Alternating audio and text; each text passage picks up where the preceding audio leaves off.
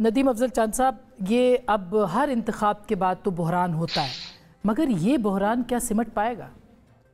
देखिए जी, इंतखाबात तो पहले भी कभी आइडियल नहीं हुए इस मुल्क में।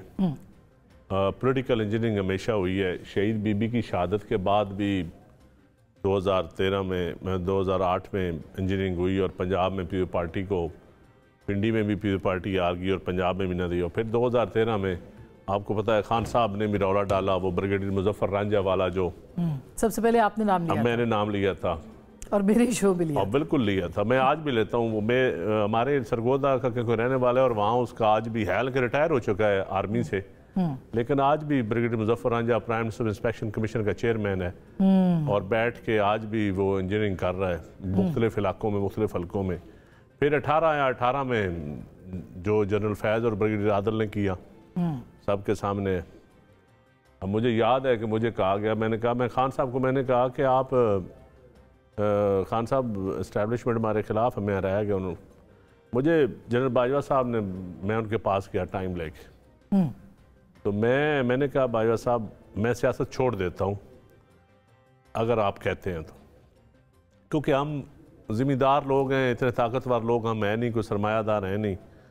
तो अगर एक इदारा ने हमारे ऊपर क्रास लगाया हुआ है तो मैं सियासत छोड़ देता हूँ।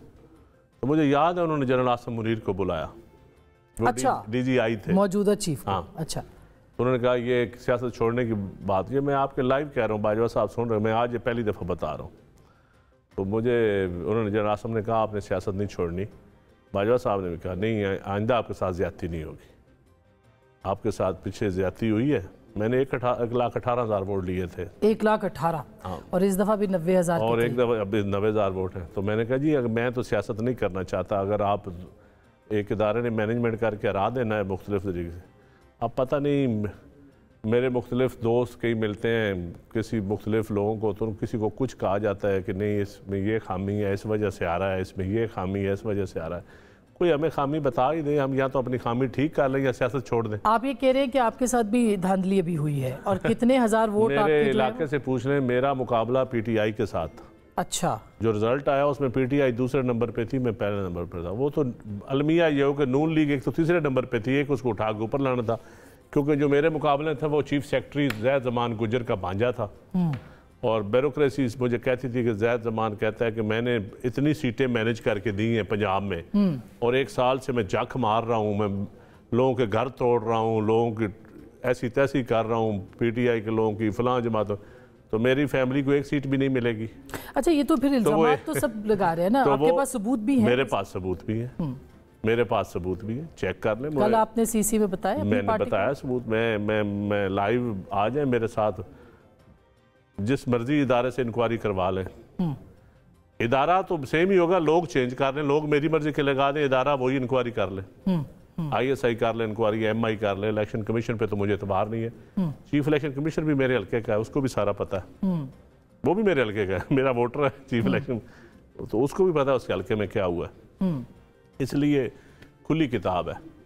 बहरहाल हम तो सच्ची बात है, हम तो सब जमातें अब एक ही सफ में हैं, एक ही सफ में है। महमूद अयाज, मैं समझता हूँ कराची भी रौला पड़ा हुआ है, पीपल्स पार्टी की सीटें भी छीनी गई हैं, PTI की सीटें भी कराची में भी छीनी गई हैं, वहाँ भी रौला पड़ा हुआ है। पंजाब में तो सीधी सी बात है, पंजाब में तो इंडिपेंडेंट लोग ज़्यादा जीते हैं, कोई मैंडेट, तो अब मियां नवाज शरीफ को बुलाया गया, फिर लाडला बनाया गया, फिर उनके साथ जो कुछ हुआ, फिर देखें ये सज़ाएं देना, इन्हीं दिनों में सज़ाएं, इद्दत की सज़ाएं। इलेक्टेड वज़ीर आज़म, जो वज़ीर आज़म आप बनाते हैं, फिर उन्हीं वज़ीर आज़मों को आप किसी को फांसी चढ़ा देते हैं, किसी को हाईजैकर बना देते हैं, किसी को इद्दत में सज़ा दे देते हैं। तो ये मिजाज अगर रहेगा तो क्या ज़रूरत है, लोगों ने रिएक्ट किया है, क्या ज़रूरत है सियासत की, ये सियासत की फिर आप वैसे ही काकड़ फार्मूला लगाएं, आगे चलाते जाएं।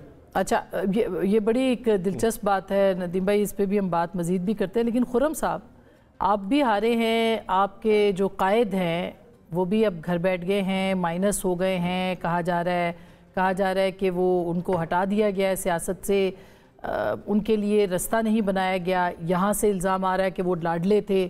तो ये हुआ क्या है, किसी को कुछ समझ नहीं आ रहा। ये तो हम पहले हमारी ख्याल होता था कि जी कोई एक तरफा धांधली हुई है, इस दफा कुछ 4 तरफा धांधली हुई है। जिसकी जो है वो खदो खाल अभी वाजे नहीं है। ये मालूम हुआ है कि जो ठोस था वो तहलील हो गया, जो मुकद्दस था वो मिट्टी में मिल गया। और जिस तरह बर्नार्ड शॉ ने कहा था कि ये इलेक्शन जो है mud bath for all souls concerned, हर एक के लिए कीचड़ का गुसल साबित हुआ है, जीतने वालों के लिए भी और हारने वालों के लिए भी।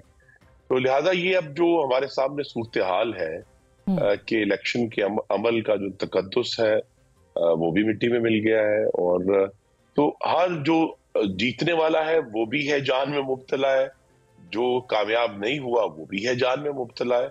और इस इलेक्शन से जो उम्मीद थी कि इससे पाकिस्तान में सियासी इस्तेहकाम आएगा, ये तो हालात मजीद बदतर हो गए। मगर आपको नहीं लगता कि माइनस इमरान और माइनस नवाज जो है वो फॉर्मूला काम कर गया है? नहीं, तो अगर ये फॉर्मूला था तो फिर पाकिस्तान में तो इस्तेहकाम हमें आता हुआ नजर नहीं आ रहा। अगर एक ऐसी हुकूमतें हैं जो यानी हुकूमत लेने के लिए कोई तैयार नहीं है और पार्टियां जो है वो मिलकर कह रही हैं कि अच्छा जी हम आपको सपोर्ट करेंगे लेकिन हम वजारतें नहीं लेंगे, क्योंकि हालात बड़े मुश्किल हैं। पाकिस्तान की जो इकोनॉमी है, उसके फॉरेन एक्सचेंज का जो मामला है वो गंभीर से गंभीर होता जा रहा है। तो उसमें जिस किस्म की एक वाजे और तवाना क़यादत की जरूरत थी वो ये इंतखाबात पैदा नहीं कर पाए। तो अब हम कोई भी अब वज़ीर आज़म आ जाए, कोई भी, ये ओहदे जो सारे हैं, लेकिन हमने देख लिया है ना जी कि अगर बुनियादी तौर पे जो अमल था अवाम की राय जानने का, अगर उसके बारे में ही सबको खदशात और तहफ़्फ़ुज़ात हैं और कोई तसल्ली से ये नहीं कह सकता। मसलन कहा गया कि जी बड़ी एक कोई लहर आई है, तो लहर खैबर पख्तूनख्वा में आई, फिर जो था शुमाली पंजाब, वहां लहर गायब हो गई, नहीं थी लहर उधर।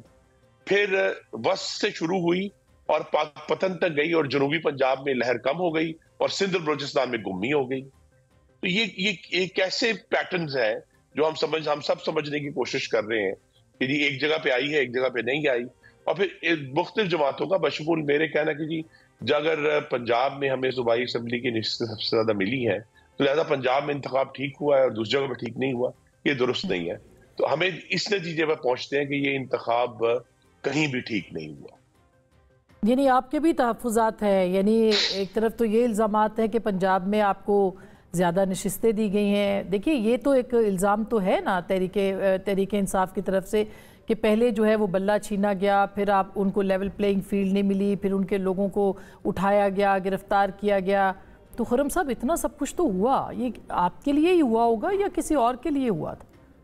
नहीं, पर हम ये देखते हैं ना जी कि ऐसी अब शवाहिद हमारे इर्द गिर्द, मेरे इर्द गिर्द मौजूद हैं गुजरांवाला में।